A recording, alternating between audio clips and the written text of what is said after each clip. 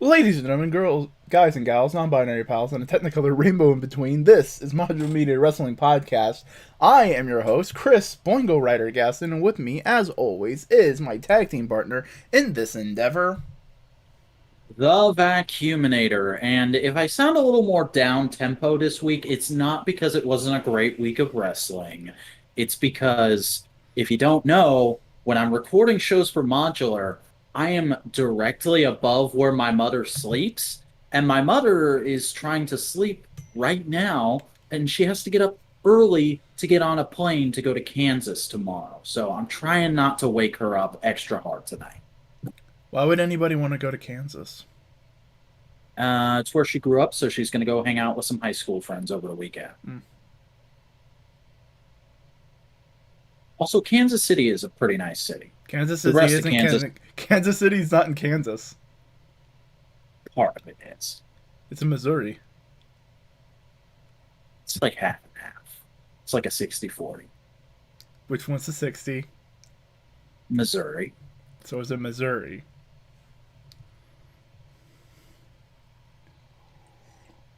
I don't know why I need to defend Kansas City to you. Because I'm one of those motherfuckers who can turn a molehill into a goddamn argument. That's true. That is your special talent. That's what your cutie mark would be based off of if you were a My Little Pony. All right, facts no longer in the podcast. Hi, we're talking about wrestling this week. The professional wrestling we.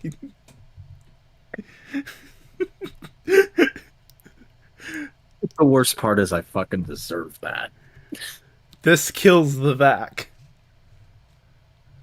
That's the first time I've made a My Little Pony reference, I think, in like 3 years.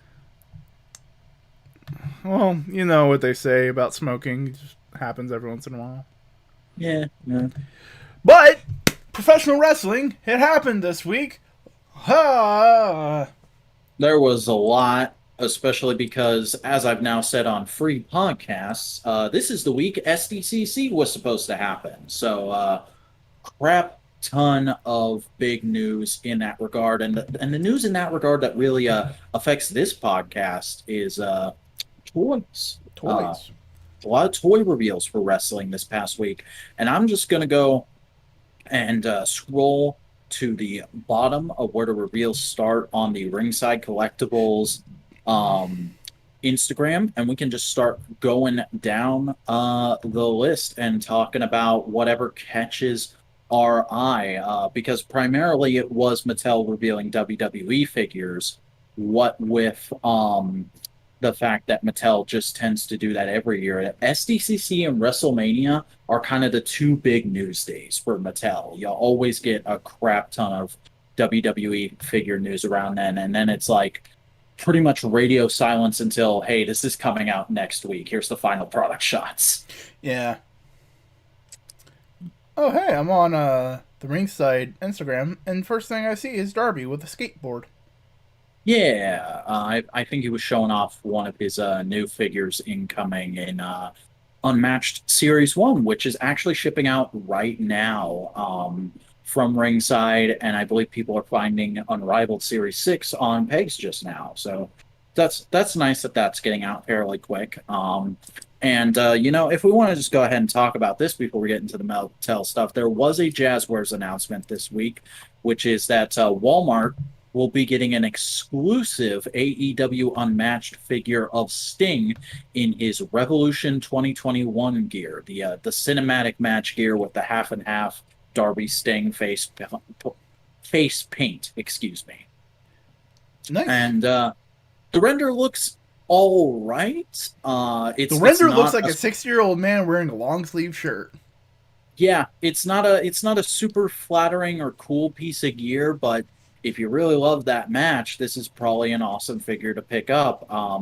And yeah, it because store exclusive pre-order that sold out right away.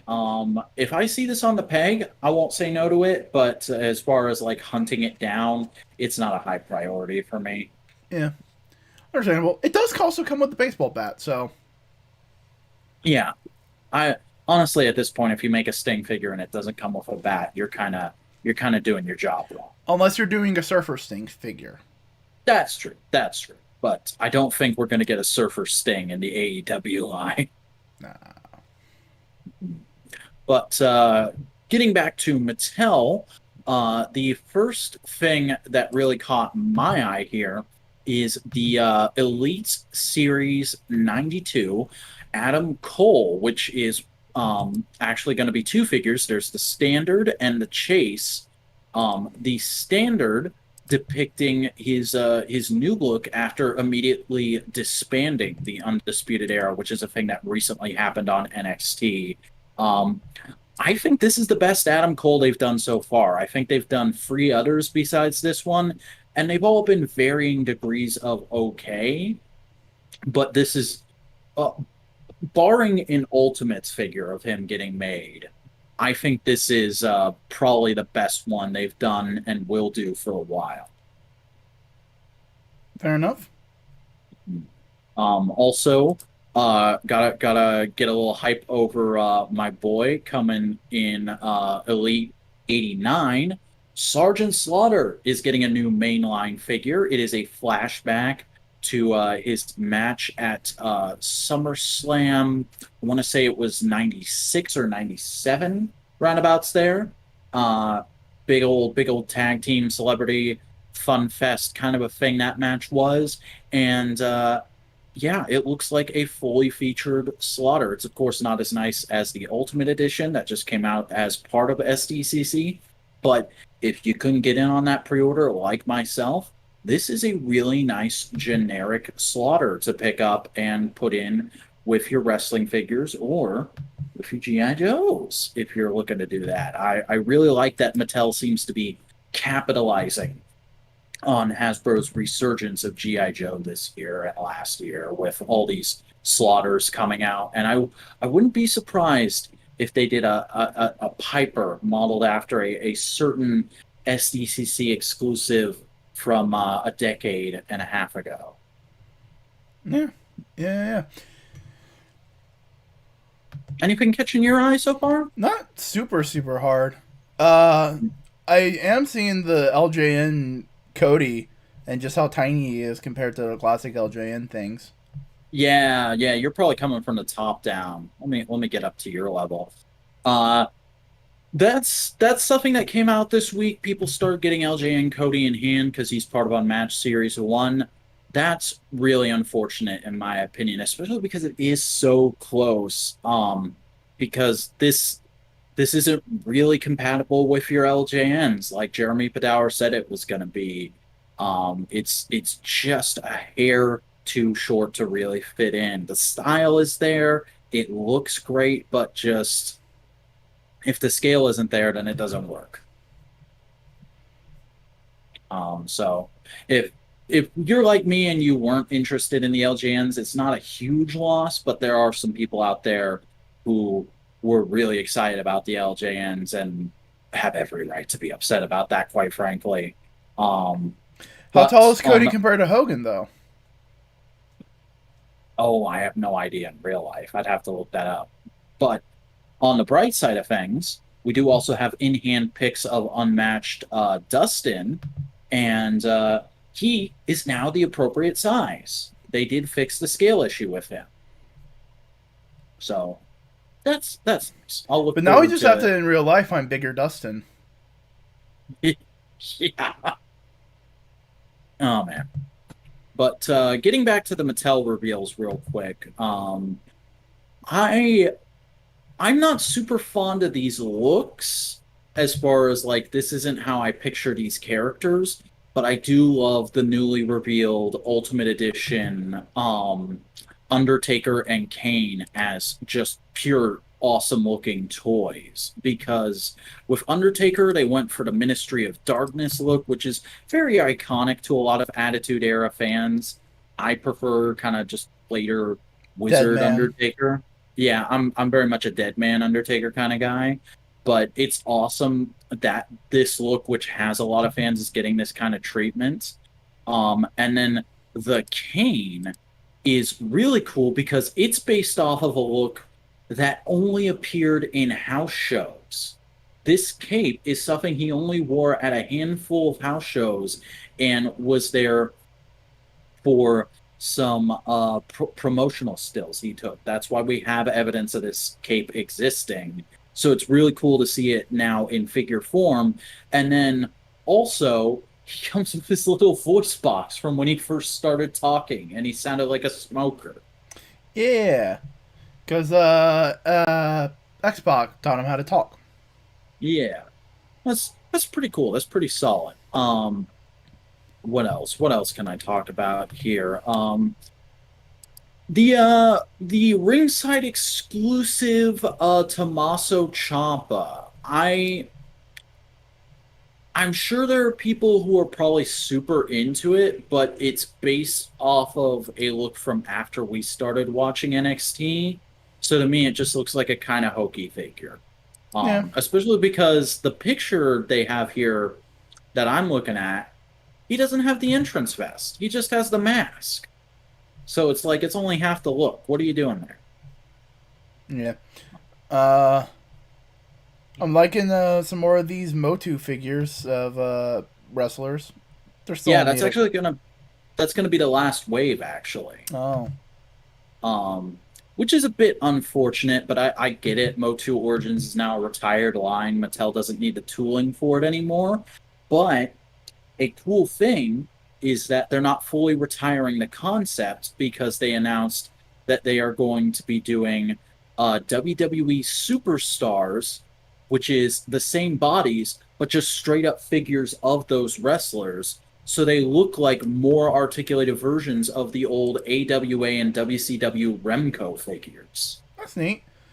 We also got more of the Hollywood figures, which is a neat concept in essence.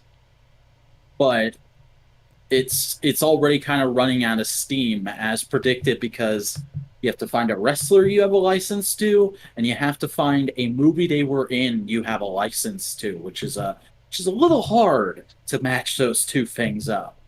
But Yeah, Series One is going to be John Cena from Fast Nine, Roddy Piper from They Live, and The Rock from Hobbs and Shaw. We now fully get to see those, and the Piper doesn't look as good as the NECA one, obviously, but it is a nice alternative to that if you haven't been able to pick up that figure. And quite honestly, I might just pick it up just because I hardly ever look at NECA figures in the store unless I'm hunting for a new Terminator or Back to the Future figure. So this is much more likely to catch my eye in the toy aisle. But then the reveal for Series 2, you have Roman Reigns from Hobbs and Shaw, The Rock from Scorpion King, and Andre the Giant from the $60 Million Man movie when he played Bigfoot. that's fucking hilarious. hmm I kind of want the Andre the Giant just for the novelty of it, and I mean it's cool to see new Scorpion King figures happening. Is that a furry figure? Is he furry? Yeah, he's got a big old bodysuit on. That's hilarious. He looks like Amigo. Roman looks okay, but it's cool to see the new Scorpion King. What else? Anything else I want to talk about here that we might have skipped over? Oh yeah, we're finally getting face Drew McIntyre. We're finally getting a proper figure of that in him in his blue Celtic gear. He's gonna come with the freaking sword in Elite Series 89. I'm kind of tempted to pick this up because face Drew McIntyre winning the title. It's one of my last memories of watching WWE. Uh, so, yeah, it looks very solid. Likeness is very on point in this render. Um, Is this definitely. a Silver Surfer Rey Mysterio? What are you talking about? What are you It's looking down a at? little bit more. It's past the three Jushin Ligers. Past Oh, there. you're Oh, you're wait, way out of. I'm down That's more. not SDC stuff anymore. That's No, not SDC stuff anymore. yeah, fuck you. They did They did make that as a basic, but everybody basically trashed that figure because the detailing is super off from what it actually looked like. Hmm. But it's a regular thing with basics. But getting back on topic here, I do think it's cool that Dominic Mysterio is finally getting figures. He's got a his first figure is of course going to be of him as an adult in his current kind of look. And that will also be in Elite 89. But then also they're doing build-a-figures now for all the pay-per-view waves that they do. And the build-a-figure for SummerSlam next year is going to be Child Dominic Mysterio from the ladder match. That doesn't look like Dominic. That looks like the youngest kid from Malcolm in the Middle. Yeah, as a great prototype, it does look pretty off, but I imagine it'll look better once they get some deco on it. Yeah. I just think it's awesome that they're doing that, though, Also, as they're a making a concept. Goon figure. That's fucking weird. Yeah, they're doing some crazy kind of out there stuff. Trying to give some weird. They're also doing Zodiac, so I guess they might be trying to complete the Dungeon of Doom and like kind of hit on some of that new generation nostalgia. What with that project that is going hilariously bad on Mattel Creations.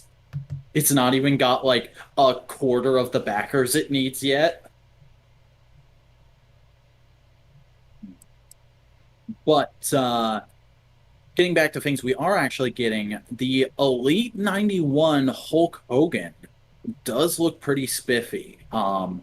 Obviously, as we've said on this podcast before, I'm not a super big fan of Terry Bollea the person, but I do like Hulk Hogan the character. And if you're not going to go for the ultimate that they just revealed, I do think this Elite is a very nice General Hogan, to kind of an evergreen Hogan to have on your shelf. Um, but Oh, that's I didn't remember that. They're also doing a figure of Chainsaw Charlie. Hmm. He's one of the great prototypes. That's kind of crazy. Um, I do also really dig the new Sasha Banks, because it's of her as the SmackDown Women's Champion, and it has removable earrings. I like that RVD. There's probably been more RVD figures, but I like that RVD. Oh yeah, there's been plenty of RVDs, but that is a nice looking one. Um, and Oh, we're also getting a new Elite Big E, which is coming in the Royal Rumble wave. I believe this is just after he split from the New Day. So this isn't going to come with the Intercontinental title, but it does look like a very solid Big E. I, however, will be waiting for when they inevitably do a figure of him with the Intercontinental title. Um, but another thing I'm really excited about, the Royal Rumble Build-A-Figure is going to be Jimmy Hart, and Nice. it's going to be a very specific Jimmy Hart from the Hart Foundation revival of Owen and Jim. New So it's Hurricane. mhm. And it's a WCW Hurricane nonetheless.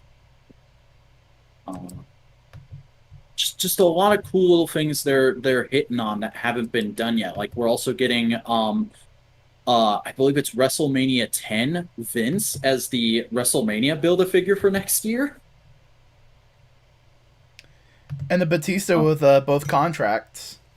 Yeah, and that's an Ultimates figure, which is super cool. That's probably going to be your best bet for a Batista figure for a little while going. That's If you not want him covered as in a green wrestler. paint. Yeah. Um, but no, that looks super cool. Um, and then they also announced that the retros line, which is getting a bit of a revival, is going to be a box set exclusive on Mattel Creations, and this is very obviously an attempt to test the waters, both for Mattel Creations and both for the retro revival that a lot of people have been asking for. So I think whether or not we get more retros going forward is going to be based on how well that set sells. So all those of you Gen X wrestling fans who have been clamoring for more retros, if you want it, you better buy that set. Um, and then, is there anyone else I wanted to talk about here? Oh, Kushida's getting another figure. It's going to be an Elite 88. Looks very, very solid. Um, and we're getting a face, like, gimmick era Big Boss Man in Elite Wave 90, which is fun. Nice. And bit of an oof. We're getting Ali in that same wave, but he's in his retribution gear. Mm. So bit late, but that tends to happen when you're dealing with wrestling. The new Randy Orton looks cool, but I'm perfectly happy with the Randy Orton I have right now, and this looks to just be a repaint of that. With also the freaking night vision goggles from when he took out all the legends in that stupid segment. And what else? What else? Oh, we're getting Jey Uso in his tribesman gear, his Roman Reigns tribesman gear, and oh, they're making a new Chief Jay Strongbow. I almost forgot about that. That's super cool. Yeah, so all around, some neat stuff from Mattel, but nothing super, oh, I gotta have it, Jack, kind of a thing, you know? Just like, oh, that's a cool idea. Oh, that's a neat concept. Oh, that hasn't been done before. Good on you guys. I'll probably cherry pick the hell out of this.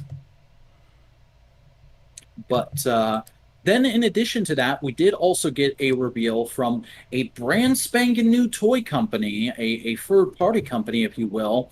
Squared Circle Toys has announced that they are going to be doing a ringside chaos line of sort of generic figures of wrestling characters that you'll often encounter. And the first wave is going to be both a classic, like blue shirt WWF ref, and then a modern looking ref, both generic and male.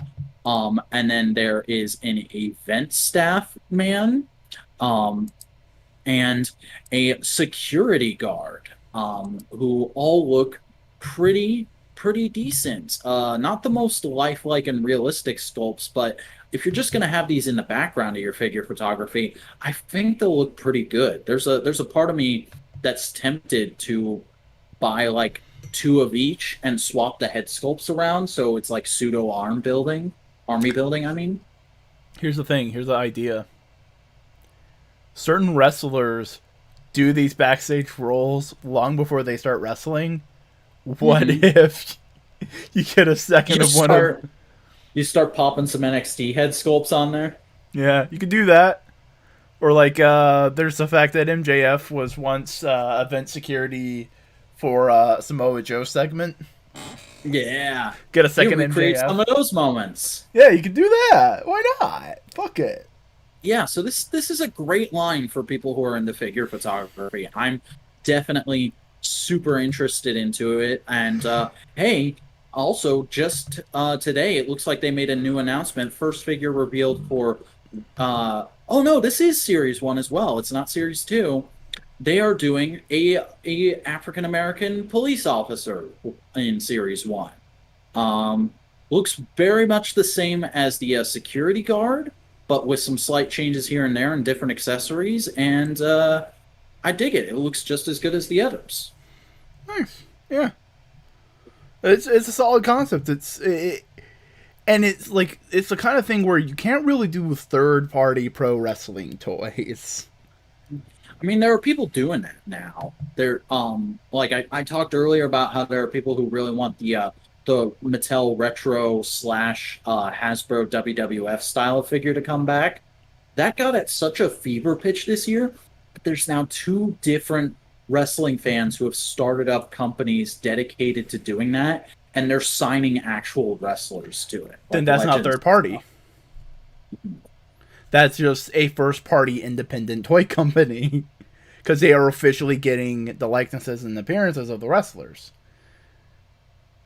Fair enough, but I think a Make lot Toys of ain't getting the license for Optimus Prime, bro. yes, I get your point, but also there's a lot of toy collectors who would just consider anything that's not going to be on a retail shelf to be third party. Then that would make Diaclone from Japan fucking third party. No, that's high end. Because that's from Takara, who is a retail company at base, but they're doing so. It's a lot of semantic bullshit I have to deal with, dude. And I just don't want you to have to deal with it either. If it's semantic bullshit, then it's bullshit. Fuck it, it ain't third party. Fair enough. Cut through the bullshit. Don't let them frame the narrative, bro. Okay, EC free. Fuck you.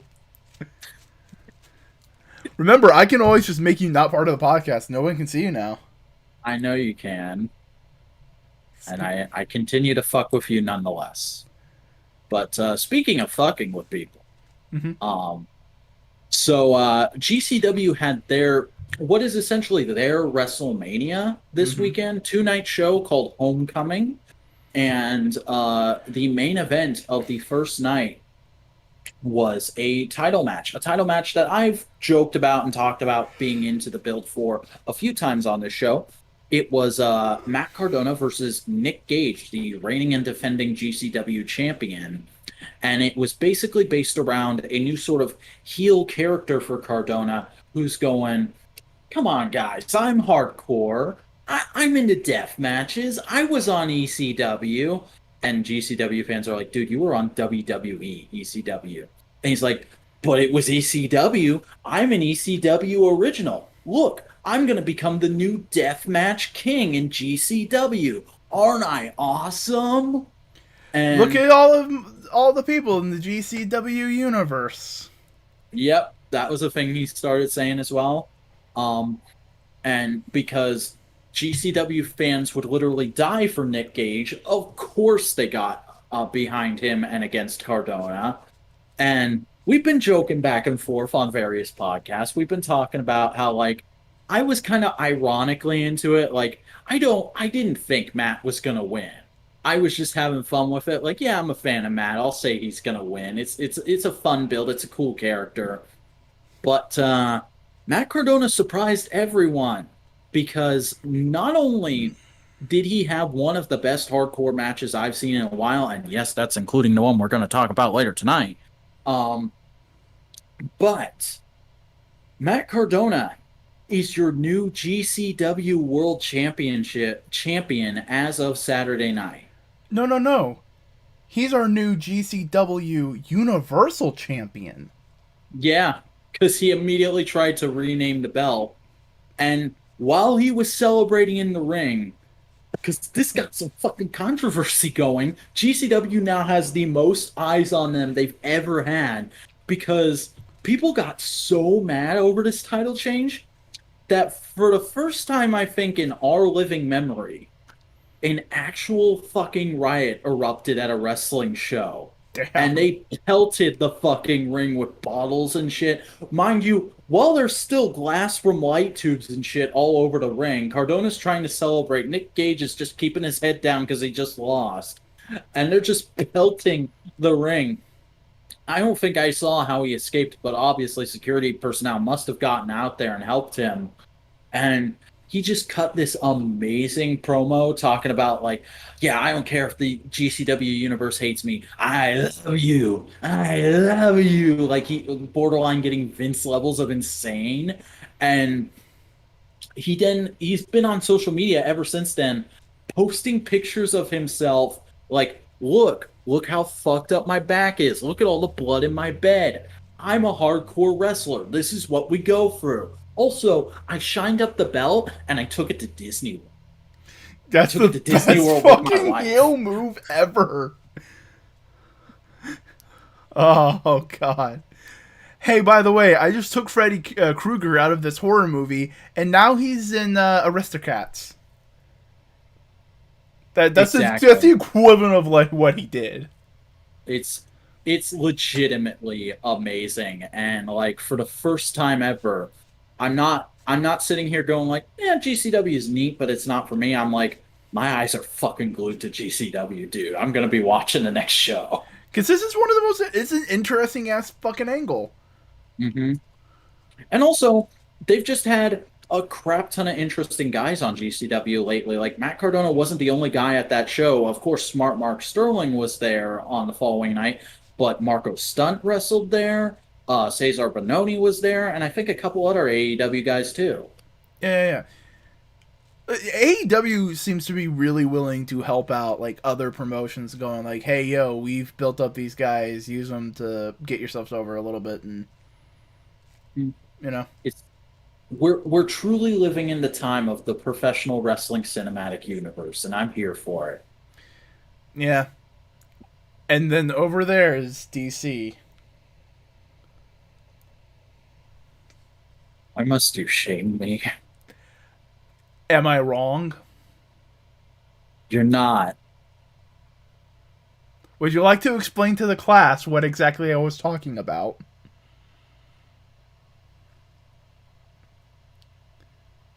Boingo's a Marvel fan. I've been a DC fan all my life.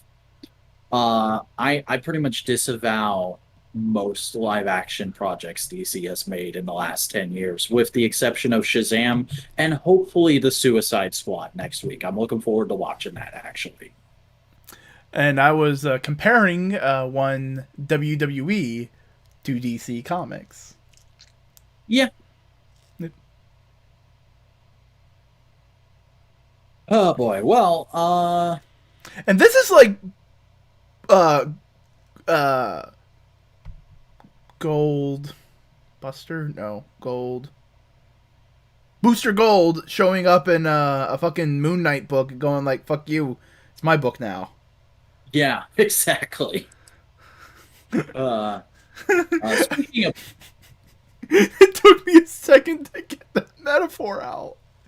it did, it really did. But it was a nice thing because it allows for a segue of me to say, speaking of people showing up places, Jay White, as we talked about last week, has been all over Impact Wrestling the last 2 weeks, and it appears he is there to recruit. He has made an offer to Chris Bay to join the Bullet Club, and so Chris Bay has not accepted yet, but he seems to be heavily considering the offer.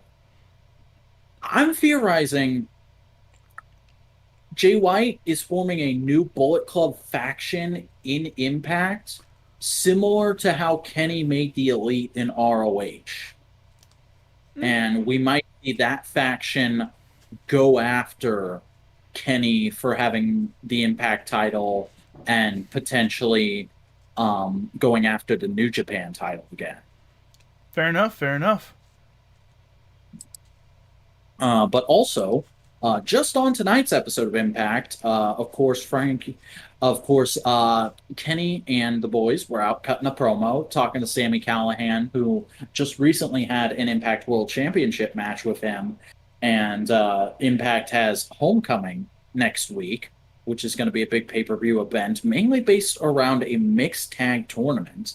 But Sammy was, of course, majorly outnumbered, and they were saying, "What are you going to do? Come out here and fight us?" He's right, and Sammy's like, "Yeah, I would have loved to come out and fight you. It probably would have been smarter if I come around the back and jumped the guardrail to attack you guys while my music played, but I didn't think of that. I thought of something else." And they're like, "Oh, what did you think of, you big fucking idiot, Mark?"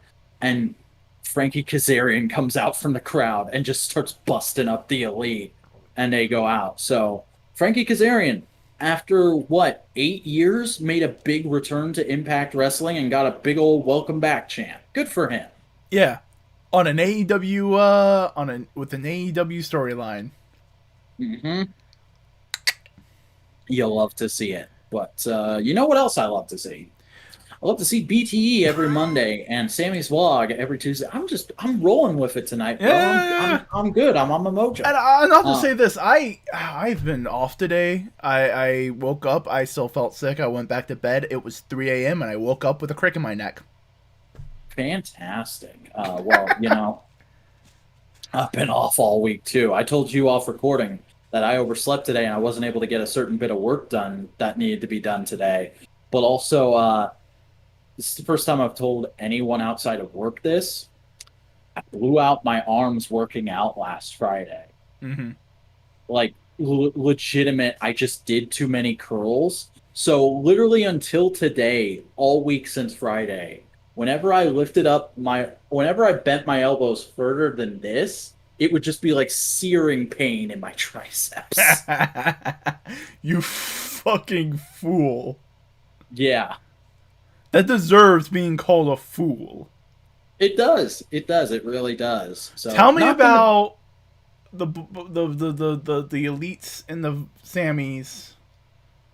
So And BTE was really good this week because they finally paid off a big bit of story that we've all been wondering about for almost 2 years now. mm, Do you remember? You want to think back to 2019, to the end of 2019, to that last Dynamite. Do you remember how that Dynamite ended? The Dark Order came out and attacked. The Dark Order pre Brody Lee came out at the end of the show and beat the shit out of the Elite. oh yeah. And remember, there was one creeper in particular with a slightly different mask than usual. And he stuck his hand in Matt Jackson's bloody mouth and held it up in the Dark Order salute. And in the weeks following that on BTE, there were a bunch of short vignettes of a figure who we didn't see washing their hands as if they were trying to get blood off their hands. They threw the mask in the garbage. We never saw who it was. This week, we find out that that was indeed, as was often theorized, Brandon Cutler. Mm. Brandon Cutler, pre being roped into the Elite, tried to join the Dark Order and clearly got scared out of doing it by how intense that whole segment was. But Evil Uno and Stu Grayson, they still have those recruiting papers. So they shot him an email and basically said, hey, motherfucker, either we get to be back on being the Elite, or we're going to tell Matt and Nick what you did. They're gonna blackmail their way onto the show. Uh huh. Excellent. So we got a Dark Order bit, and also I should mention, leading up to this, there were some great bits with Nick Jackson and Leva Bates, where because if you remember, Leva Bates currently has a romance subplot on the show going with Alex Reynolds. Mm-hmm. She was just showing up outside of his office with a hashtag Justice for Dark Order sign, and he's just like, you mark.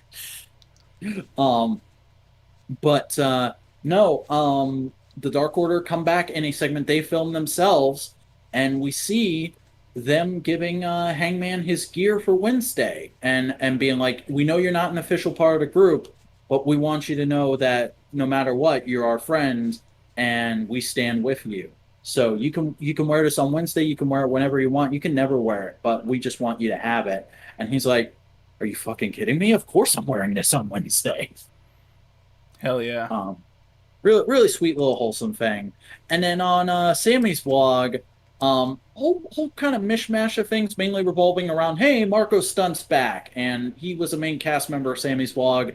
And isn't it ironic that we made a whole goodbye vlog for Fuego, and then Fuego came right back, and Marco's been missing for the last few weeks? But also, because Sammy's been playing around with the concept of there's a ratings war between his vlog and BTE.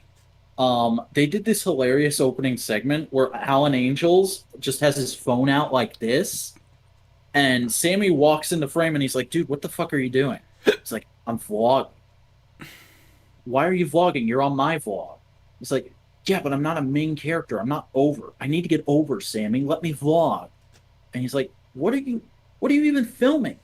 "I'm filming the Dark Order filming BTE." "Okay. Oh, I guess that makes sense." And Samuel walks out of frame, and the camera pans over, and the thing Alan Angels is filming is a trash can. Oh, because they're garbage. Yeah, that did pop me a little bit.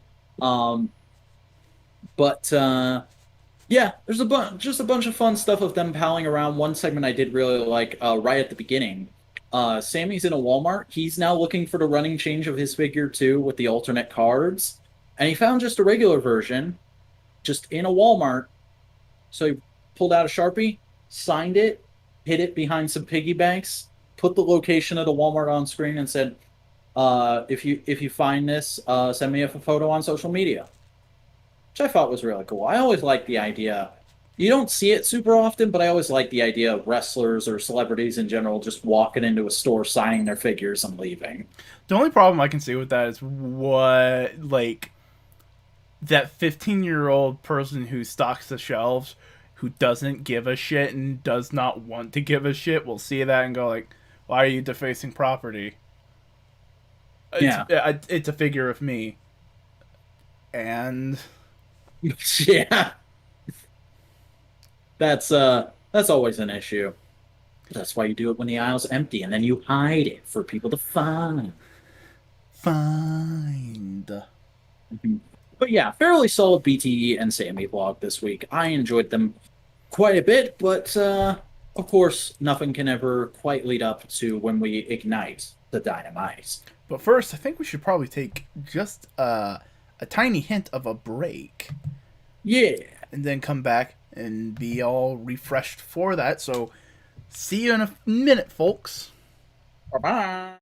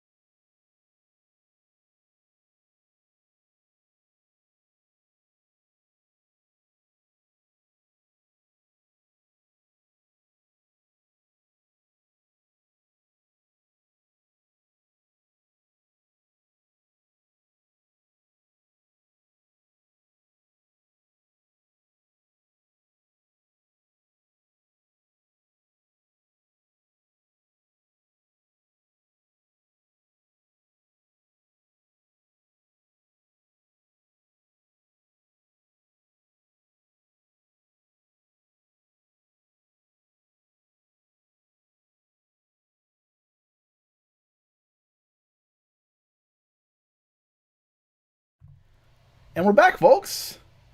Hey, howdy, howdy. Hi. So, we're going to start talking about Dynamite, but first we need to figure out who's talking about what. So, V-Man. 1, 2, 3. Wow. Hey, I'll take the pre-show because I did actually watch the pre-show this week, which was, of course, Alex Abrahantes talking, running down the card in front of the crowd as they were waiting to go into the arena. Hell yeah. But then also, the Acclaimed came out and they basically cut a promo on Varsity Blondes, making a ton of jokes about how, oh, they totally run a train on Julia. That's totally what's going on there. Lol, sex jokes. Lol, freeways. You know what? If Varsity Blondes were comfortable with it, we'll fucking make him a polykeel. Yeah, I'd be fine with that being canon, but as it stands, it was a little bit like, this is a 19-year-old girl. Can we not? Yeah, but you know what I mean? Like, take that, like, oh, you were trying to be, like, weird and gross and creepy about us, and it's just, like, it's a non-issue. Like, what are you even joking about? It'd be like someone going, like, ah, you're gay. And? What? Yeah, and? What's the joke here? Gay isn't a punchline. It's current year. Come on. And speaking of current year, Matt Hardy comes out with Private Party, and they basically cut a big old promo on Christian, talk about how they all came from the streets, they were all a bunch of poor boys, and now Christian's trying to wreck their success, and, ooh, they're going to get him tonight. They're totally going to get him. That's definitely what's going to happen. Yeah. It's not as if, like, they're the heels. Yeah. And that was the pre-show in a nutshell. It was fine. The pre-shows are always fun, but superfluous. It's to get you hyped. If you want to get hyped, if you're not already hyped, it's to get hyped. Mm-hmm. So first match we have on the card is a 5-man tag team eliminator match, aka a Survivor Series match. Yeah, I actually, before I realized that there was more than one person remaining on the winning team, I wrote it as the person who got the pin becoming the sole survivor. Yeah. With Hangman Adam Page and the Dark Order, which sounds like a goddamn goth country group. It does. Versus the Elite Squad. With that delicious corporate synergy, as Excalibur put it. And that just, like, really shows the difference between these two groups of guys. Because Hangman and the Dark Order had an entire, like, pay-per-view-esque intro segment just going, like, what is a man? What is a cowboy? Yeah, it's basically being a good friend. Being a good man, being a good friend, being there for people, and also accepting help when you need it. And it's, like, beautiful cinematography on the whole thing. I love the whole metaphor of, like, all the members of the Dark Order sitting there just staring at the camera like badasses, and their shadows have the cowboy hat going, like, they may not be cowboys on the outside, but on the inside, they're cowboys. Mm-hmm. And then when they come out and there's, like, perfect choreography and lighting to that entrance. Oh and my god. Jeremy Padawer, where is the 5-pack? Where's this 5-pack of all these guys in this gear? Oh, man. No, we need more than 5, because we also need 5 and 10. Funny joke. And also -1. I know he wasn't there, but we need a little cowboy -1. Mm-hmm. And frickin', I would, you know what? Make it a 10-pack, because I'd buy the Elite Squad. That was great, too. Oh, yeah. I also loved how they all I can't remember who had it. I think it was Doc Gallows. He had 69. Yeah. Oh, that's something else I forgot to mention from BTE this week. So, Brandon Cutler did a run-in on a Frankie Kazarian match on Dark Elevation, and basically we got Doc Gallows and the Bucks' backstage commentary of it. where like they're going, oh man, should we help him? Should we help him? And the whole time Doc Gallows is just making sex jokes. Like he goes, oh man, this is like the first time I masturbated. I was terrible at it. But no, like, we're still on the intro. We haven't even started talking about the match. Yeah, because it is a great match. But the best part, when the lights are coming on, there's one spot empty in the Dark Order. Mm-hmm. Oh, so good. Lights come on, bop, bop, bop. Hangman leads him into the charge wearing purple rose gear. It's beautiful. It's beautiful. Like a goddamn rhinestone cowboy. They all go up there, and he does his finger salute. He does his cowboy, like gun finger, while they all do the Dark Order hand. It's just like, he is with them, but not a part of them, and it's acceptance, and it's friendship. And then a bunch of dickheads do something to get a paycheck. Yeah, they fuck around with basketballs and jerseys and bring an actual fucking hoop down to the ring, which was great. But, like, it makes total sense for the Elite to take this very impactful match for the Dark Order and Hangman, this very, very intense personal thing for them, and just turn it into a goofy paycheck. Mm-hmm. Also, just what perfect timing that, like, this is where the Michael Jordan thing culminates, of them doing a Space Jam reference in North Carolina the week the new Space Jam comes out. God Holy damn! shit. It's almost like there's long-term booking in this company. God damn. I hope they never do the North Carolina thing. Not because I'm sick of it, just because we've reached the pinnacle of it. Yeah. Oh man, but no, that was great. And then the match itself was also really solid. Question, did you watch the TNT feed or the Fight TV feed? TNT feed. I watched the Fight TV feed, so I believe, like, when I watch the Fight TV feed, my opinion on matches, like, infinitely increased because I never see the commercials. Yeah. It's just like, oh, this is just solid wrestling and it's really good. Well, see, my Wednesday nights at this point are usually just I get home, I grab dinner and a beer, and I read comics until I see the full part 1, part 2 of Dynamite is up, and then I switch to watching wrestling. Yeah. And then as soon as I'm done watching Dynamite, I go to bed. But and see, I also wasn't able to watch it live last night because I was watching a live streamer, so I didn't want to miss what they were doing. That's fair. That's fair. They're an artist, and they were doing like they have a thing where if you get a certain amount of points, you can go like, hey, do a doodle of this. And they were like, all right, cool. It's the end of the month. Anybody who's here, I'll just do a doodle for you for free. Because you've just been keeping up with and watching me. So I told them to draw Mike Allred's Madman. Of course. Because I'm one of those fuckers. But no, the match overall was a very solid take on this format. I think the only real problem with it was just that sequence where very obviously Stu Grayson almost injured himself and then almost injured himself again. Yeah. Because he does a big dive to the outside and nobody catches him. Like, he very clearly bonks his head. And good on John Silver, immediately over in his ear going, are you okay? And he's like, no, I'm fine. And then he chases Doc Gallows into the crowd, gets up on a guardrail, almost slips and falls on his face, and then jumps into Doc Gallows.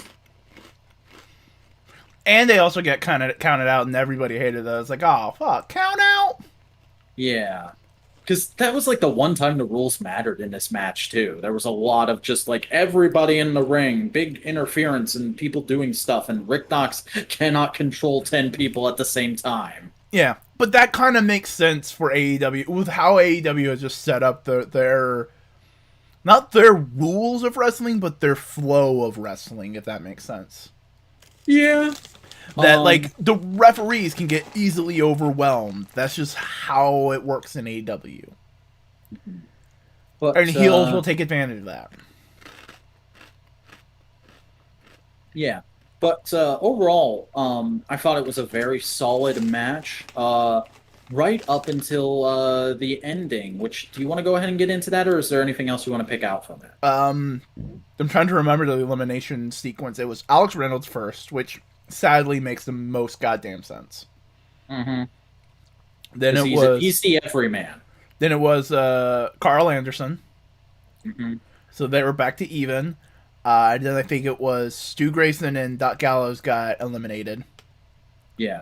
And then Evil Uno got eliminated. And then John Silver got eliminated.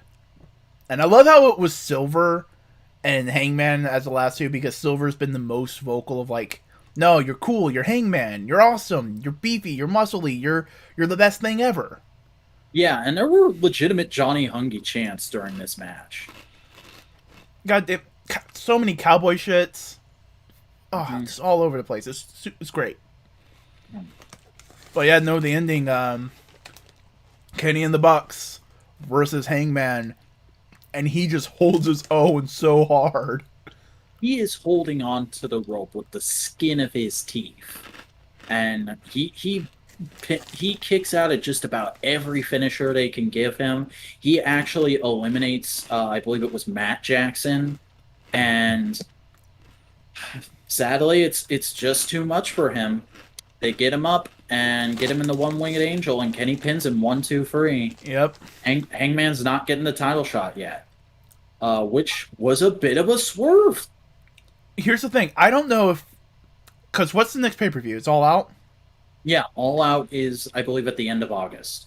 So here's the thing. People are going like, oh, is Hangman going to go for All Out? And I was one of the people going like, he will go and he will lose and he will have to work over for it. I have now changed. This is the loss. Mm-hmm. This is that loss. But now I don't know if he's going to be going for it at All Out after building back up from this. If we have enough time to do that, I don't think so. Well, here's the thing. I think what you're building towards there is they're going to hold him back to the next pay-per-view, which is Revolution. Yeah.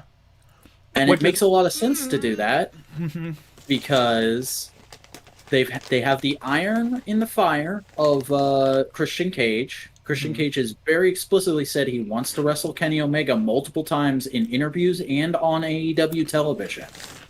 So, makes sense to do that for the title. They also mentioned in Christian Cage's match later that Christian was ranked third, and with Hangman losing, he goes down in the rankings. Where does that put Christian Cage?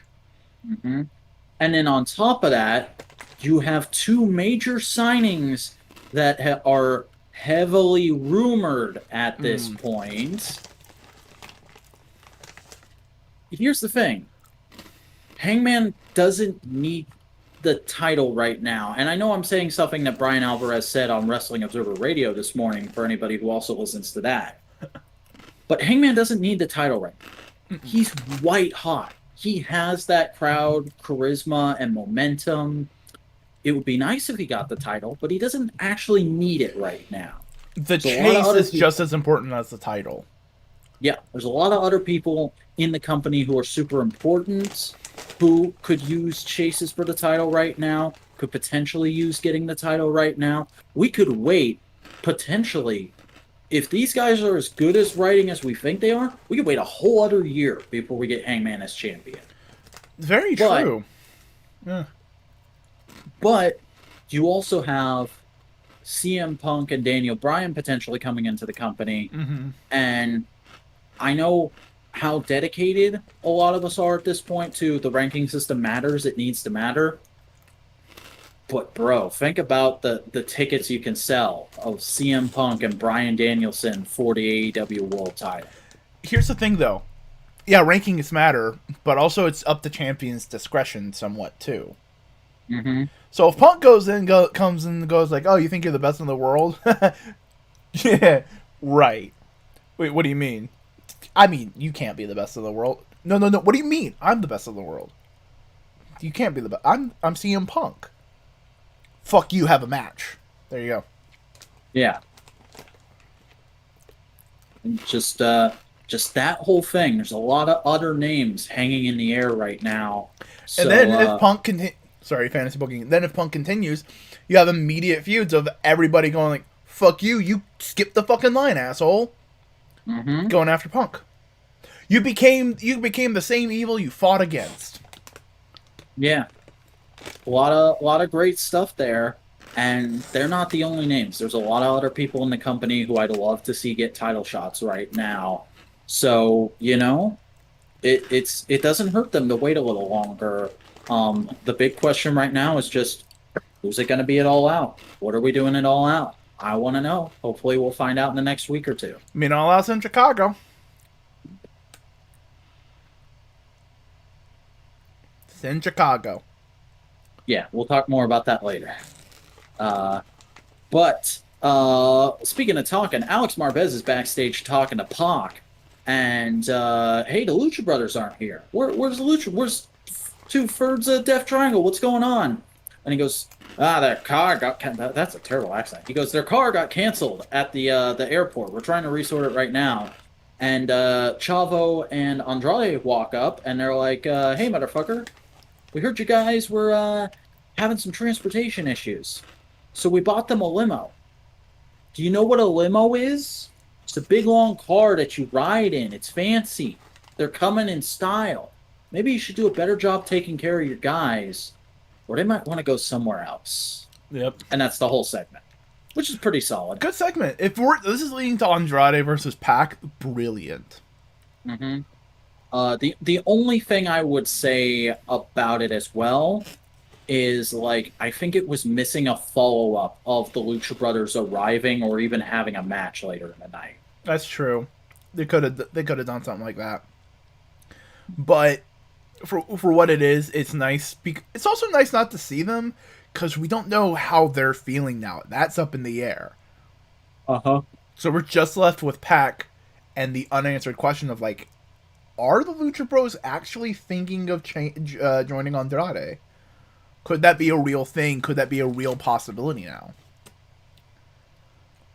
It's yeah, you're right. That is an interesting way to leave things. Also, I'm loving Chavo Guerrero just being a mouthpiece. He's great at it. Mm-hmm. I would like it though if they had explained somewhat like where Vicky went. Just like, oh, she has other projects to deal with, so that's why we brought Chavo in. Vicky's the manager. Chavo's the consultant. Chavo's the personal assistant. Yeah, but he's like, there's a difference. A manager gets you matches. He helps you fight the matches. Chavo is to Andrade as Arn Anderson is to Cody. Mm. Get what I'm thinking? You get what I'm saying? Definitely. But speaking of managers and people and coaches, we have Team FTW, Team Taz, coming out, having a championship, and Ricky Starks comes out to a New Orleans big band. It is some of the most ridiculous shit I've seen in a little while because I'm pretty sure none of those people were actually in band. I'm pretty sure a lot of those people were backstage personnel in AEW and they just typed in the band music. And I want to know who the lady who gave him flowers was, because she was obviously a plant, but like, is she another wrestler or is she Ricky's girlfriend right now? I'm sure somebody already figured it out, but I haven't seen it anywhere. But hey, tell me if you've ever heard this one before. Some heels won a championship with a screwy finish, and the guy they screwed over is angry and interrupts their celebration. Have you heard that one before? I've heard that one a lot before, and yeah, I'm just gonna say it. I liked the beginning of this segment, but it's pretty much as soon as Ricky gets in the ring, it's all downhill, and the segment kind of fizzles out, and it's just super generic. Like, if Ryan had cut a bit of a promo instead of just running to the ring and attacking, I think that would have been a little more interesting, but ultimately I don't know if you could save this concept. Yeah, it's a pretty bog standard version of this, but you know what? It worked okay.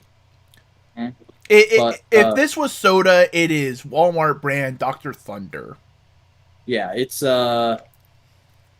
shit, I forgot what our generic brand up here is because I never drink it. That's not the right version. I'm just saying it's like it's Doctor Yeah. Thunder. It's RC Cola. Mhm. I do like RC Cola though. RC Cola is nice. Um, but uh, I'll tell you what did really work in this show. Because they immediately pull away from this segment, and Excalibur's like, "Whoa, looks like some turbulence still happening with Team Taz, but we don't have much time to worry about that because Tony Khan has a special announcement as we are hearing from the ace of New Japan, Hiroshi Tanahashi." And I literally shot up out of my seat and went, "What?" Because Tanahashi appears via pre-recorded subtitled promo and basically says, "Hello, AEW. My name's Hiroshi.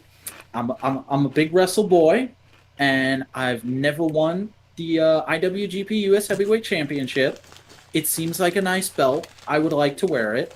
So I'm gonna fight the winner of tonight's championship match." Here's See my you later. Kamen Rider pose. Yeah. Uh, and this like popped me like crazy. You saw me. I went and Buster server and was like, "Oh my god, the Kamen Rider Wrestler Boy is gonna be on American TV next week." And then about an hour later, they clarified, "Oh no, it's gonna be on New Japan TV. Is it Archer will strong? fly to Japan." No, their Archer is flying to Japan. Okay, fair enough. Fair enough. Mhm. It's probably easier for Americans to fly to Japan right now than Japanese to fly out. Yeah, but still, it was like you gave me all this joy, and then you kind of like took it away. I'll still watch the match, but it's not going to be on Dynamite. Because it's our fucking boy, Tanahashi. Mm-mm. Tanahashi's in our heart. But, like, this just means we're one step closer to having Tanahashi just on AEW doing some shit. It's- But then, next up we have FTR with Tully Blanchard and and some of the Pinnacle for a brief moment versus Proud and Yeah, Powerful with Conan. What do you think of the match? this match was disappointing. I'm just going to be honest. Oh. It got off to a decent start, but it never really picked up. Mm. Like it never had that big denouement, and it's very obviously because at a certain point in the match, Cash Wheeler gets a big old gash on his arm, goes to the outside. Dax goes outside to check on him, and they're basically like, "All right, let's go home." So Dax hits a brainbuster on Ortiz and pins him, Yeah. and it's one of those moments in wrestling where it's like I understand, but as a fan of these two teams, I was really looking forward to this match, and this was a big letdown.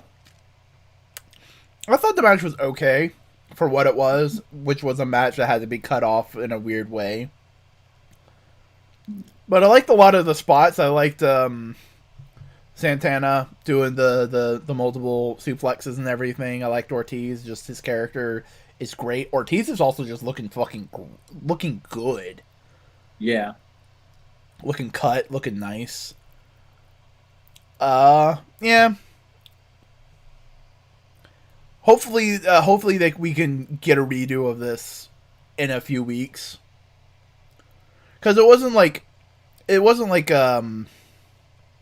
Cash got genuinely hurt. He just got nicked in a weird way, and I was like, this is fucking weird. So,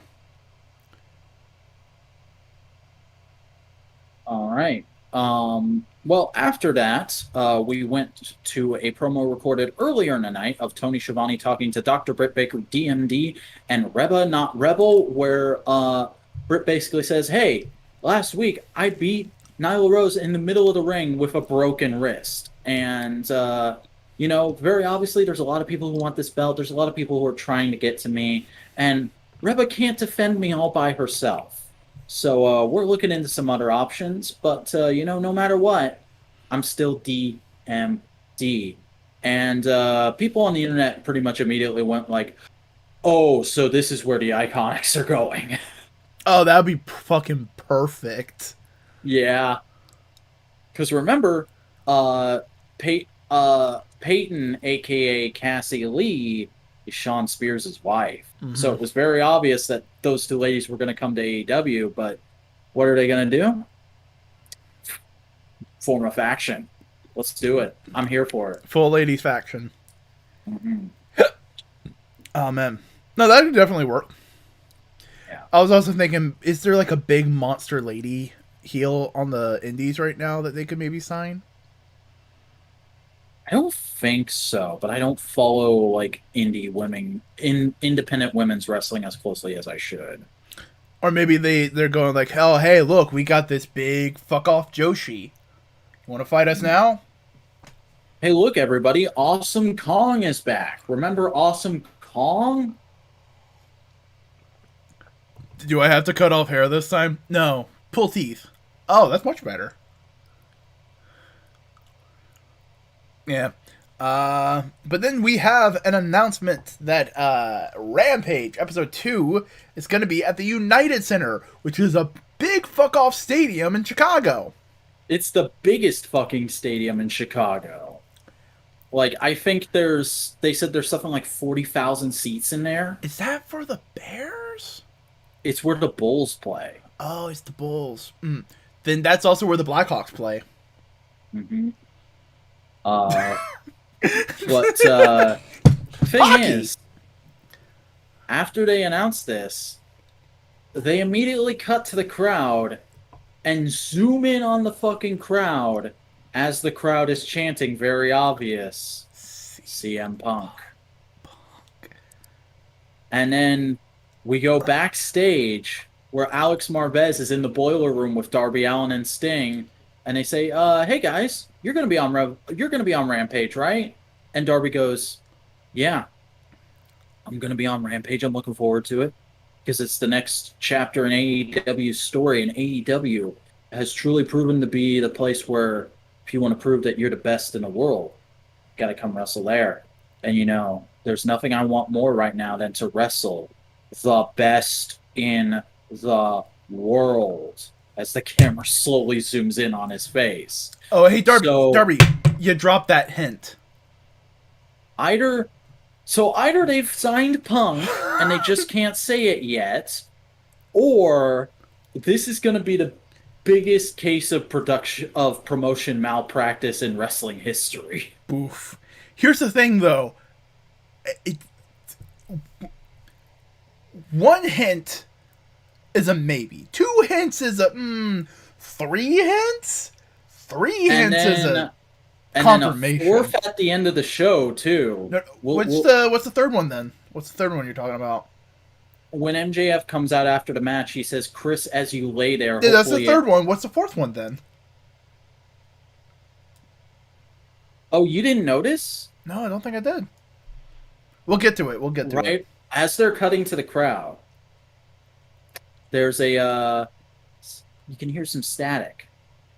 Just a little bit of static in the audio. God damn it. God damn it. Phil Brooks, you fucking madman. Mm-hmm. Wait until an fully invested all AEW crowd fucking chant along, "It's clobbering time." Cannot wait. The question now just is he debuting at the Dynamite before All Out? Is he debuting on Rampage Episode 1? Is he debuting at All Out? Or is he debuting on Rampage Episode 2? Rampage 1, because you want to make sure that show starts off with a fucking bang. Mm-hmm. And then maybe have him cut a promo at All Out, announce his first match for Rampage Episode 2. Mm-hmm. That's very possible. But Jesus fucking Christ. We all doubted. We all didn't doubt. We all were like, please, we've been hurt before.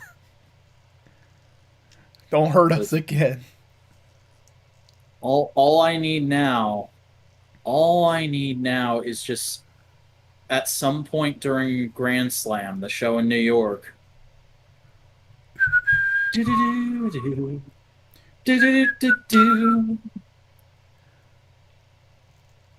Man, oh man.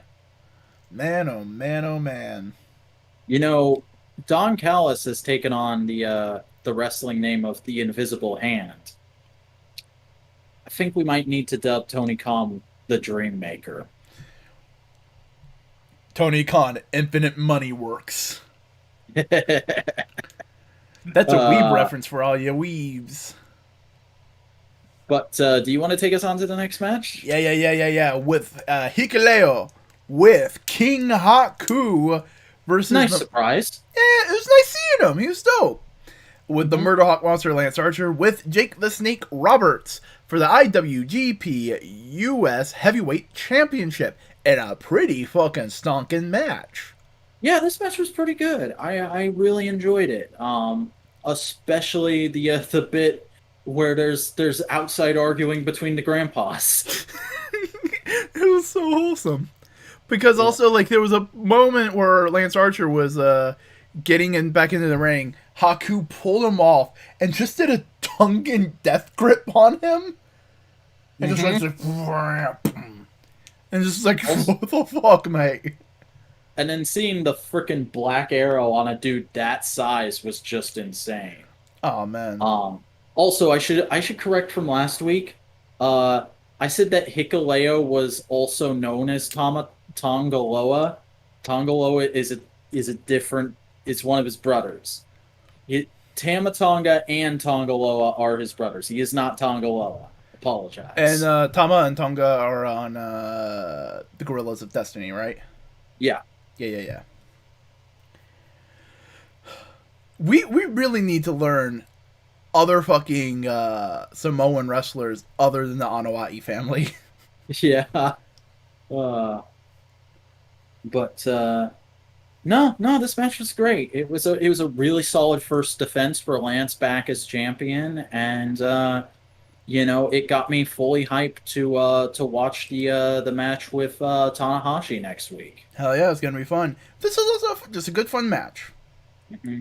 Also, as Ollie Davis pointed out, just imagine the frickin' world we live in where you have Britt Baker as women's champion teasing WWE talent coming in, leading into major teases of CM Punk coming in, leading into the frickin' Bullet Club challenging for a New Japan Championship on a US-based wrestling promotion. Yep.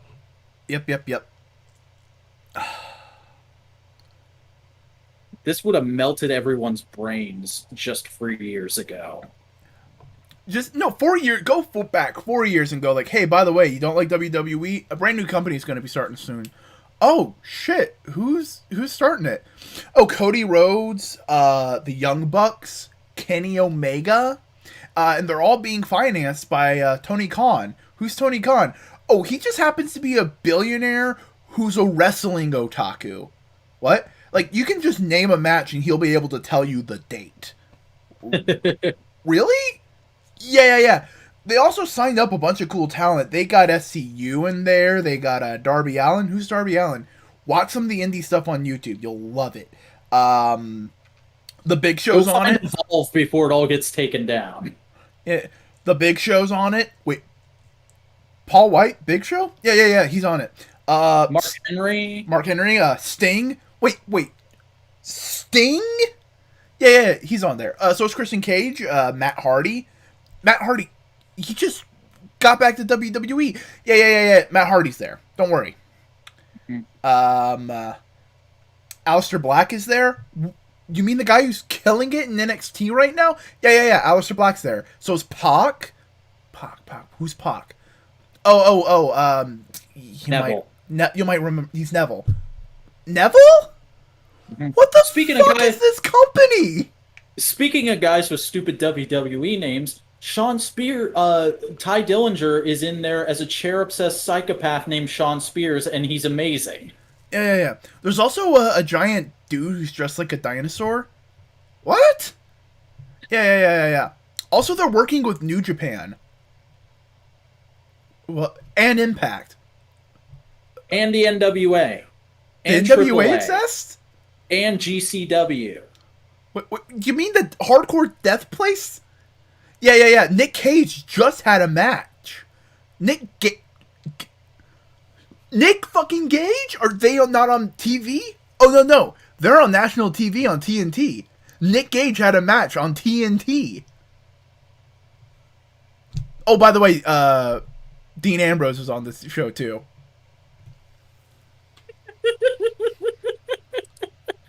Oh, man. Like, the fuck is AEW? AEW is the best thing that's ever happened in the history of wrestling.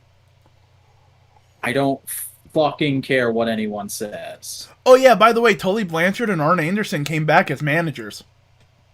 Mm-hmm. That's amazing. Yeah.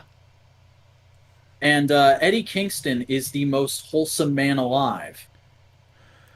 Jesus fucking Christ. What other weird... Oh, yeah, by the way, CM Punk might be coming back to wrestling in this company. See... No, that doesn't make any goddamn sense. Also, Daniel Bryan, he's going to come out of retirement in a couple months, have a really cool run with WWE that'll fizzle out, and then he's probably signing with them.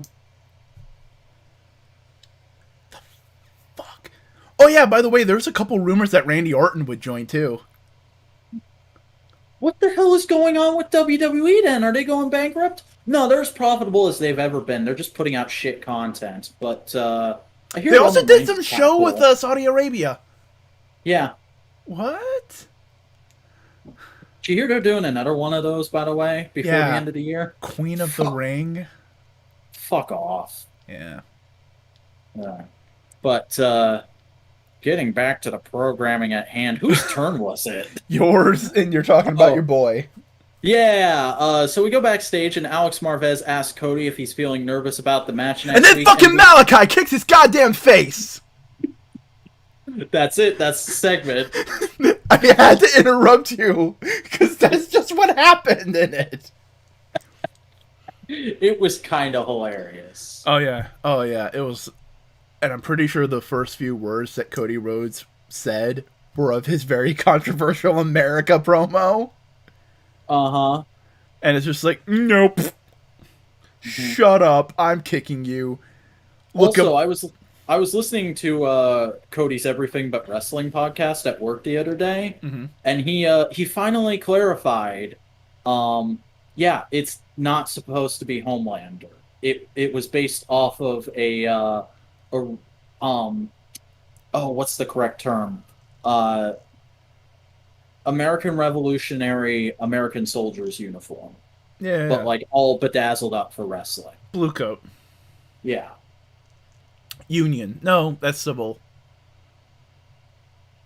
I've been watching this one historian dude who does a lot of Civil War content, so that's been on my brain. I think he did say Union officer, but I don't know if he meant that or if he meant revolutionary. Yeah. People, go check out Anton Shea Films. He's good lad.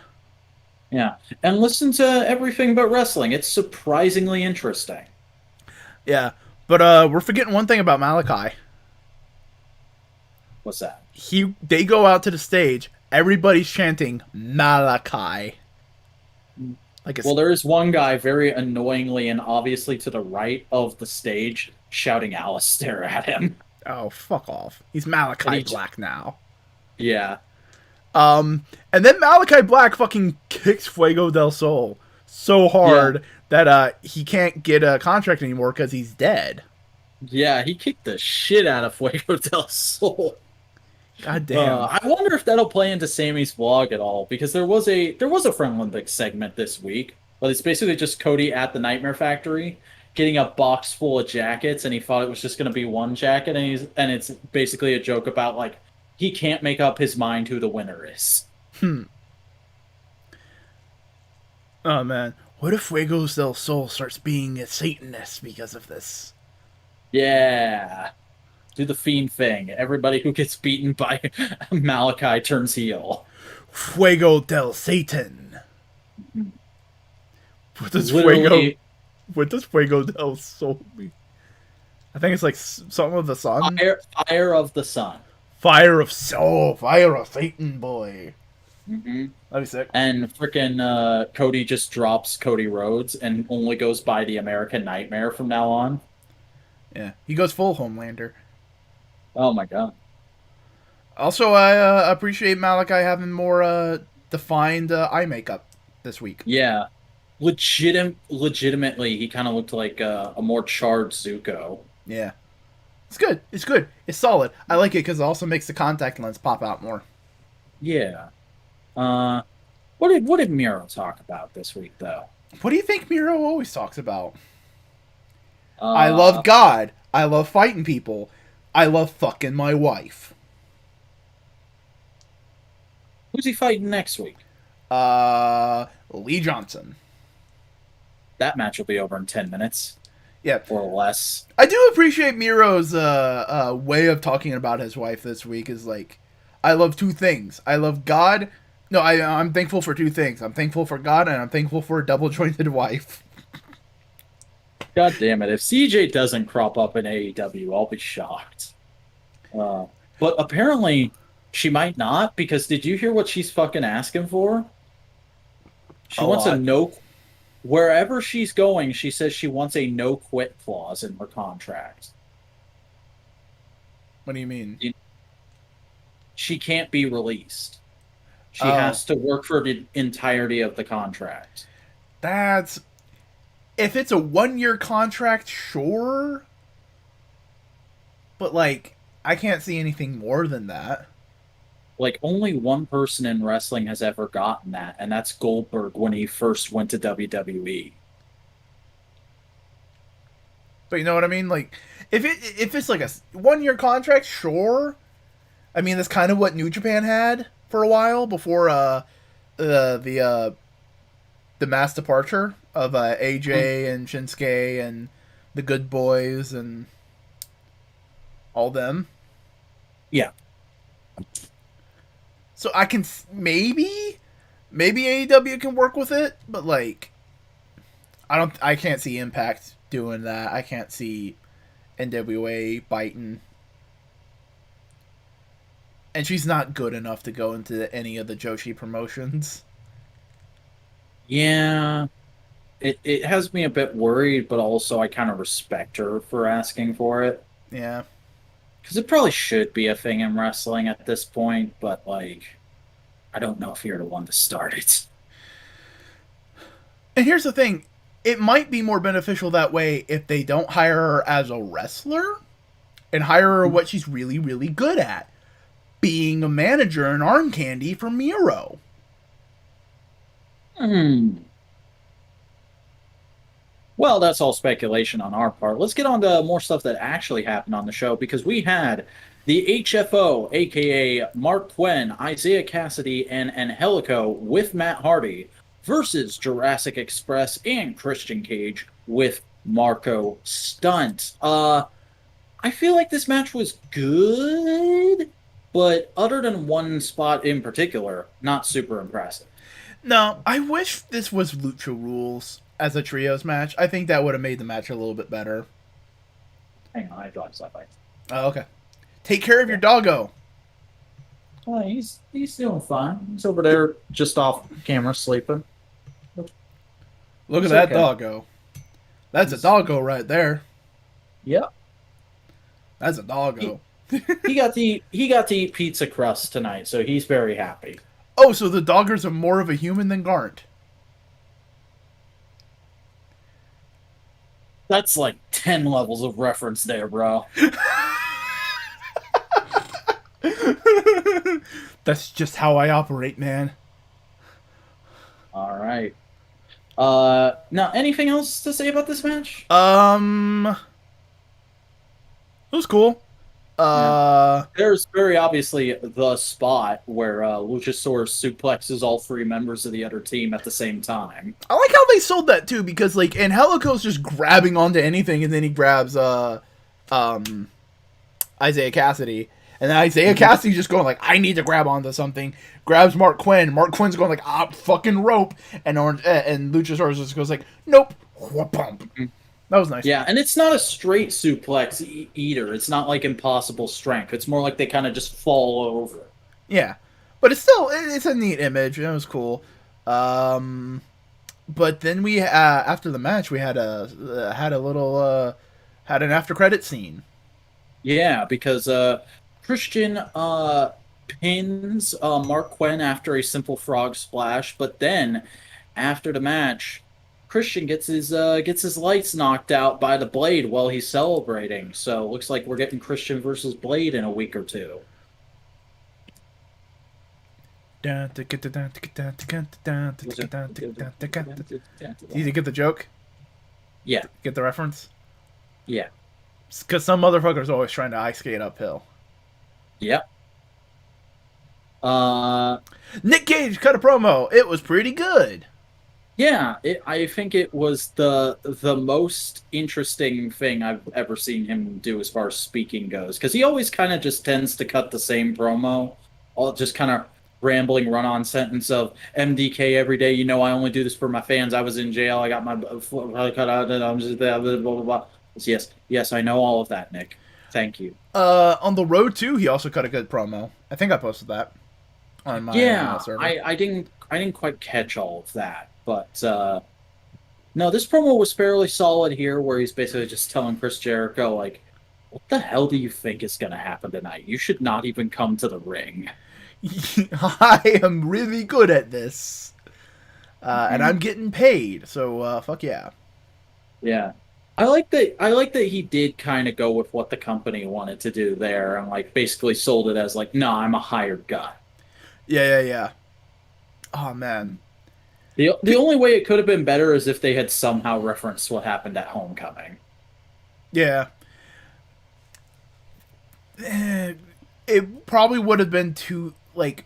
I think the only thing you could have really realistically done was have maybe like Matt Cardona come in and fuck with him some way, but it's so soon after that that it just like it probably wasn't feasible to go like, hey, you want to drive all the way to fucking North Carolina, well, in Orlando on a Tuesday, like timing wise, it just wouldn't work.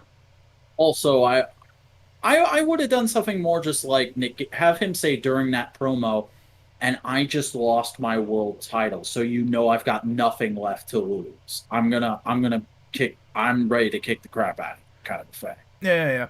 That may have also been filmed like last week, Yeah, you know, because Nick Gage was there last week, so they probably did some filming and promo stuff with Nick Gage then. I can definitely see that. Yeah. But up Then next, tell me about the next match.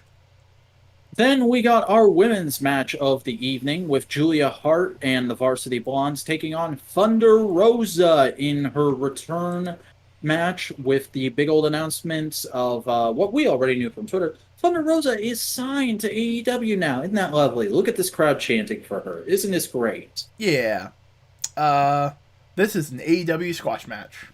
Yeah, it wasn't super great. Like I'm somewhat optimistic about the future of things with the Iconics potentially coming in and stuff like that, but like this match just had me going like, all right, and like the women's division is kind of stalled out since Britt became champion. And granted, it's only been a few weeks, but with a women's division that has been as criticized as this one has in its history, I feel like if we stay like this for too much longer, we're gonna get in trouble. I think the biggest problem is everybody who is working on the show, booking it and everything, just gets really fucking excited about the storylines they're already telling Uh-huh. that they just don't want to make any new ones. Like, Yeah, I can definitely see that. and that's not just on the women's division. It's on Team Taz. You see it there. You see it with Christian Cage a little bit. You see it with Hardy Office family, Hardy Family Office, whatever. But like, they're kind of in a holding. Same with the Pinnacle and Inner Circle. Other than Chris Jericho, they're all kind of in holding pattern. Yeah. And then on top of that, I also have the slight complaint of we get a promo for each combatant at the beginning of this match when they're doing their entrance.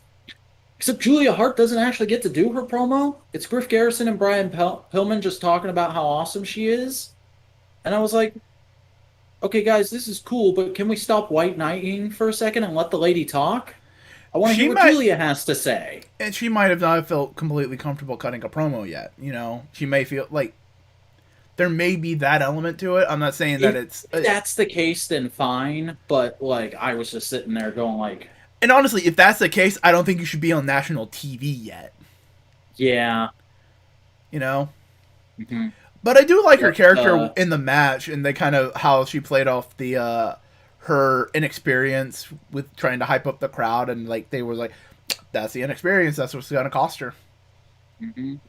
Um, and also I feel like they're probably pushing her because she's with the blondes, and the blondes are starting to get some real popularity. And also, I don't know if you saw this anywhere, but there's a shit ton of Julia Hart simps already. Yeah, it's a barely fucking legal blonde teenage girl. What the fuck you expect? There's a bunch of Yeah, creeps in the wrestling fandom. it's legitimately creepy. Like, I'm not gonna say any names, but I was in an AEW Facebook group a couple weeks ago, and somebody asked like, "Is it weird that I have a crush on Julia Hart?" And there was nothing to indicate this person's age or race or gender. And I was just like, I think it really depends on your age. Like, for instance, she's 19, I'm 24. Even this close to her, I feel a little uncomfortable dating her because she looks so young. And literally, I got 5 replies of people going like, "Age is just a number, bro. Why you gotta be like that way? You're 24. It's perfectly fine for you to date a 19-year-old. Why are you beating yourself up?" And I'm like, how about you back the fuck off? Because that's my personal decision, and I'm just giving advice to somebody who asked for it on this public forum. Jesus. Yeah. Ah, man. It's fucking. Let's just go on to what we're going to be seeing next week. So next week we have Miro versus Johnson. That's going to be fun. Bunny versus Hirsch. That's going to be really fucking fun. I am super looking forward to that match. I hope they give it a good bit of time. Cage v Blade. And the match both me and you are fucking looking forward to. It's either going to be the main event or the opener. Cody versus Malachi. Let's go, bro. And goddamn, the match card for it is so fucking hype. It's the most, like, next to their suits, it's the most blatant good versus evil imagery I've seen in a while. Oh man, it's so good. But And you know but Cody will put Malachi fucking over. he fucking better. Honestly, like, we've had a couple moments like this before where I thought a Cody match was going to go one way and they swerved us. If it happens here, that might be the point where I'm like, all right, fuck it. You're no longer my favorite wrestler, motherfucker. Because this is the fucking time when you lie down. Oh yeah, yeah, yeah. But before our main event, we get a promo from one Jonathan Moxley, who is backstage talking about like, yeah, I lost my belt. Who gives a shit? You know what's really annoying? The fucking Olympics. Those motherfuckers playing water polo and shit. What the fuck is up with them? How come they get to be in Japan and I can't go to Japan? What the fuck is wrong with this world? What they go there and they sleep in their stupid cardboard beds. I can't get a goddamn plane ticket in a hotel room. Oh my god, Tanahashi, you coming on my show, cutting promos at guys who aren't me when you've been dodging me for months? Nah, motherfucker. One way or another, I'm getting to your ass. Goddamn, goddamn, give it to us. Revolution, Tanahashi versus Moxley. Yeah. Goddamn. Licensed music from Toei. Get the Kabuto theme. Yes. Yo. I think that would be the moment that would legitimately break the Tokusatsu fandom if Next Level starts playing at an AEW show. And here's the best thing. American fans get hyped over any Japanese song playing. Yeah. It's just like, oh shit, this is Japanese? I don't know what it means, but it's be fucking awesome. Mm-hmm. Jushin Thunder Liger's theme is in my workout playlist. There's a ton of Tokusatsu music in my workout playlist. Because Japanese J-Rock and J-Pop is just fucking hype. You can't deny it. Here's the thing though. Jushin Thunder Liger's theme is from a fucking anime. Uh-huh. is from an anime called Jushin Thunder Liger. Yep. It has weird bioorganic mecha. That is a fact. I've watched like 5 episodes. I need to finish it. You also need to finish Gao Gaigar and freaking Gundam. what's the I can't believe it's not Gundam show you were watching way back when on AF? It's like Air Guys? they look like the bad guys from Gundam. Oh, Votoms. Yeah, you need to finish Votoms. Votoms, Future GPX Cyber Formula, Outlaw Star, Gundam, Legend of the Galactic Heroes, Captain Harlock, a bunch of fucking retro anime, plus new anime, because I need to fucking watch Odd Taxi. And I just need to watch some anime in general. It's been like almost 1.5 years since I've actually watched any anime. Yet you watch an anime podcast. It's just because I like their personalities and I like hearing about what it's like living in Japan. I mean, it's barely an anime podcast at this point in time. They've done more episodes about hentai than they've done about anime.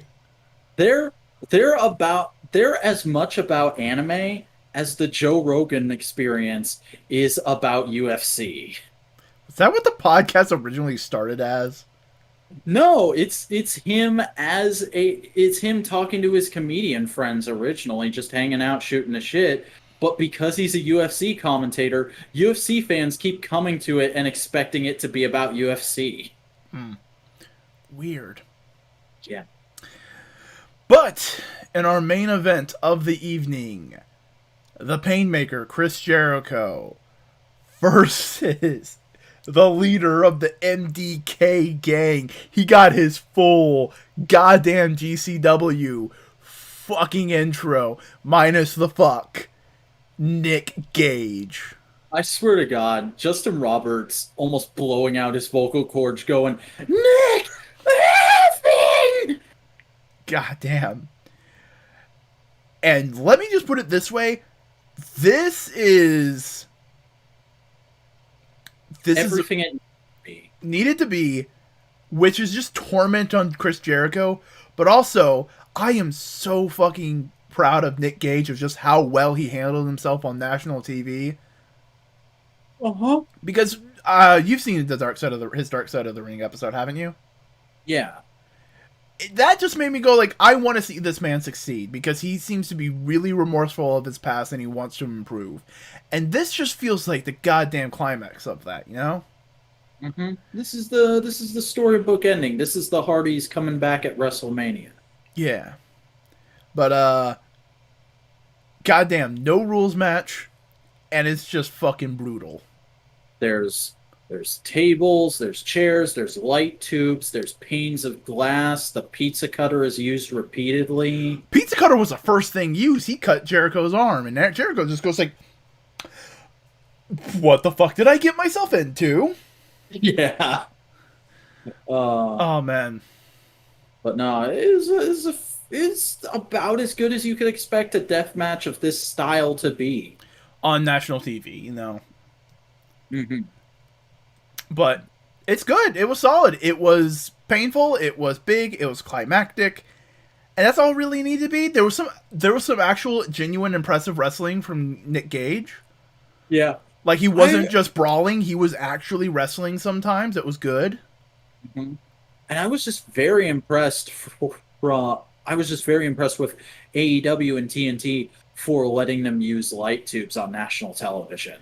Yeah, and I remember there was a thing when Tony Khan basically saying a good couple of years ago, I'm not a fan of light tubes. They're a possible liability kind of thing. Mm-hmm. And they use a bunch of fucking light tubes. The only possible strike I could have against this match is there's never a moment where Gage goes to hit Jericho with a light tube and Jericho breaks the light tube with Floyd. That would have been cool.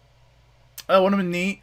It would have been cool if, like, Nick Gage was swinging it like this onto Chris Jericho and Chris Jericho just swung the bat at it. That'd be a fun visual. Yeah. And that's just the way my brain works. There's been moments like that in AEW before where I was like, that would have been a cool cinematic missed opportunity. Like, way back at, I think it was the first fight for the fall, or no, the first Fighter Fest, I think it was, when they had that Cracker Barrel sponsored match. Mm-hmm. Remember, I wanted at some point for someone to just come from off frame, pelting the other two guys with biscuits like they were snowballs. Yeah, that would have been fun. But eventually, Chris Jericho does pull out an old trick with some fucking mist. Mm-hmm. Sprays it right in his face. 1, 2, 3. Chris Jericho wins. MJF is not having any of it. He immediately comes down and goes like, "Yo, all right, fine, you win this.